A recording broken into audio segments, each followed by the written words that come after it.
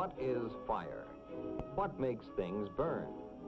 In this film, we're going to study fire, what it is and what it does. We know some things about fire already. Fire gives us heat.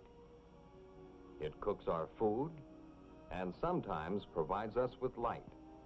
Fire does a great many things that are useful to man, but fire can also be dangerous.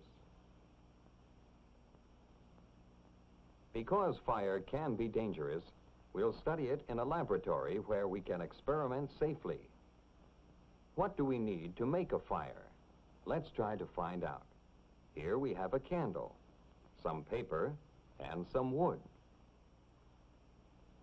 We light the candle with a match.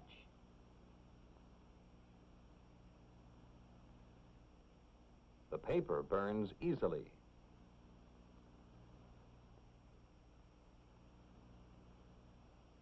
A stick of wood burns too, but not so easily as a sheet of paper. So one thing we need to make a fire is something that will burn, a fuel.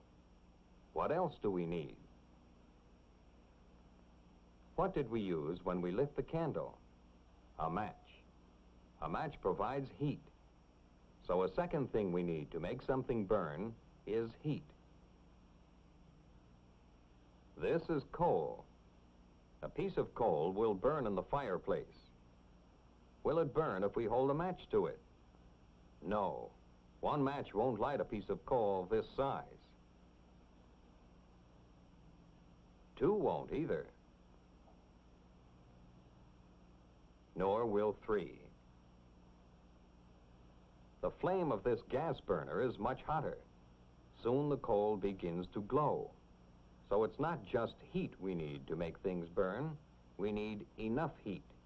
When enough heat is applied to a fuel, combustion takes place. The temperature needed to make something burn is called its kindling temperature. When a fuel reaches its kindling temperature, it begins to burn. When a fire is started, most fuels will continue to burn. This paper continues to burn when the match is taken away. Why is that? Combustion, the process of burning, produces heat. The heat from the small fire we started with a match warms the rest of the fuel to kindling temperature, so it begins to burn. A sheet of paper catches fire quickly. It has a low kindling temperature. Dry wood also has a fairly low kindling temperature.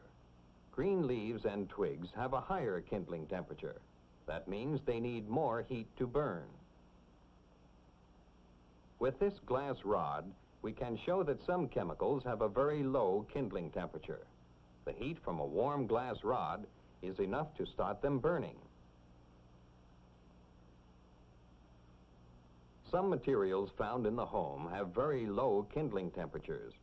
Cleaning fluids and paint thinners can catch fire easily, so they should be handled with great care. Sometimes, rags soaked with these materials can give off enough heat to reach their kindling temperature and begin burning all by themselves. When something catches fire without something else lighting it, it is called spontaneous combustion. Almost anything will burn at some temperature. Even iron will burn when it is ground into a fine powder and exposed to a flame. So will brick. But what is needed to keep things burning? When we put a jar over the candle, we don't touch either the fuel or the heat. Still, the flame goes out. Can you guess why? The fire needs air? That's partly right. Fire does need something from the air to burn. But what? We'll experiment again.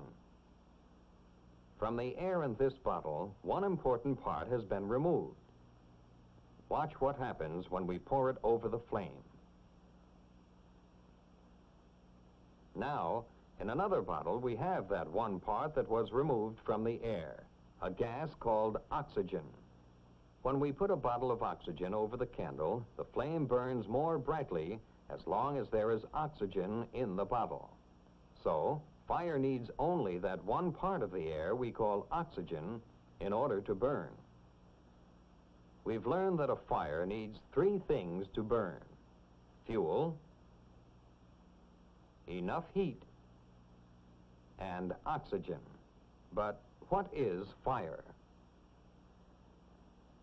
Is it a solid? No. We can move a wire through the flame of the candle. Then is it a gas? Maybe. The wire moves as easily through the flame as it does through air, which is a gas. Do you notice that the flame isn't the same all over? At the top it is yellow. At the bottom it is blue. Are the parts of a flame different in other ways? Look at the tip of this needle where the yellow and blue parts meet. You can see it glow. But does it glow now? No. The needle does not glow at the bottom part of the flame. That is because some parts of the flame are hotter than other parts. An experiment with a glass tube can help us learn why some parts of the flame are hotter. We put one end of the tube in the lower part of the flame and hold a match at the other end. Look carefully and you will see a small flame. Where does its fuel come from? From the candle, of course, but how? Unburned gases from the lower part of the flame are carried up the tube where they burn. So, a flame is made up of both burned and unburned gases. The flame is hotter where most of the burning takes place. But where do the gases come from? The gas comes from the melting candle wax. The heat of the flame raises the temperature of the wax until most of it is turned into a gas. And it is the gas, you remember, that is burning. We know more about fire now. Fire occurs when fuel, heat, and oxygen are combined. Will what we know help us put out a fire? Let's take away the fuel. When we separate the flame from the wax, there is nothing left to burn, and the fire goes out. So one way to put out a fire is to remove the fuel. Can you think of another way to put a candle out? Let's take away the oxygen. When the oxygen in this bottle is used up, the fire goes out. So another way to put out a fire is to keep away the oxygen.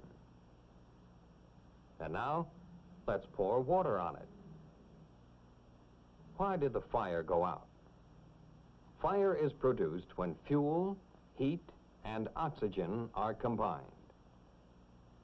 If we take away one of the three things fire needs to burn, the fire will go out. Water helps put out a fire in two ways. Water is cooler than fire. It cools the burning material below its kindling temperature, below the point at which it will burn, and it keeps away the oxygen. Water will extinguish most fires. But water won't always work. Oil and gasoline will float on water and continue to burn. Foam from the fire extinguisher covers the flame until it shuts out enough oxygen to smother it. In the same way, when clothes catch fire, rolling up in a blanket keeps oxygen away from the fire, putting it out. Even rolling on the floor can smother the flame. But running is dangerous. It supplies more oxygen to the fire. Yes, fire can be dangerous. If you see a fire and an adult is not nearby, call the fire department. Stay calm and speak clearly. Give them the address and tell them what is burning. You can't be too careful with fire. Even a small fire can be dangerous. Here, there is a lot of fuel, and the flames are spreading, creating more and more heat. The wind provides plenty of oxygen, so the fire grows quickly. Look around. You will see fire used everywhere. To keep you warm, to cook your food, even to weld metals and turn machines. But a fire, any fire, can be dangerous.